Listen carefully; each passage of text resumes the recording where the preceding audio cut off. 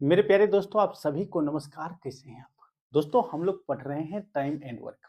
यह चैप्टर आपके एग्जाम के पॉइंट ऑफ व्यू से काफी महत्वपूर्ण है। हमने पिछले क्लास में कुछ बेसिक सवालों के बारे में चर्चा किए थे। आइए बढ़ते हैं उससे आगे। आपका अगला सवाल है, अनिल और विपिन मिलकर एक काम को 15 दिन में पूरा कर सकते हैं, जबकि विपिन अकेला वही काम 20 दिनों में पूरा कर सकता है।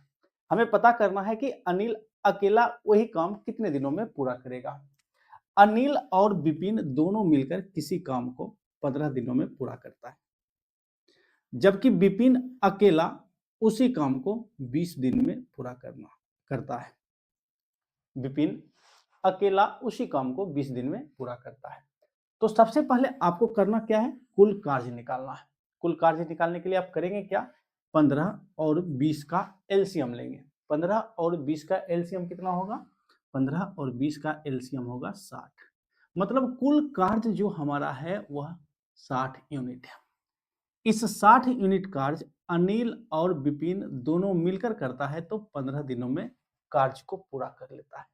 यदि आपसे हम कहें कि अनिल एक दिन में कितना काम करता है, तो आप कहेंगे क्या? अनिल कुल कार्य यानी 60 यूनिट कार्य 15 दिनों में पूरा करता है, तो एक दिन में अनिल और विपिन दोनों मिलकर 4 यूनिट कार्य करेगा, यानी 60/15 बराबर 4। और यदि आपसे हम कहें कि बताइए विपिन एक दिन में कितना काम करता है, आप कहेंगे क्या? विपिन कुल कार्य 60 यूनिट 20 दिनों में पूरा करता है, तो एक दिन में विपिन काम करेगा 3 यूनिट 20 या 60। इस तरह से अनिल और विपिन के कार्य क्षमता हमें पता चला है। अनिल और विपिन दोनों मिलकर एक दिन में 4 यूनिट काम करता है, जबकि विपिन एक दिन में 3 यूनिट काम करता है। यदि आपसे हम कहें कि बताइए अनिल एक दिन में कितना यूनिट काम करता है, तो आप कहेंगे अनिल एक दिन में 1 यूनिट काम करता है। और अनिल को करना कितना काम है? अनिल को करना है 60 यूनिट काम। तो कितना दिन लगेगा? 60/1 बराबर 60।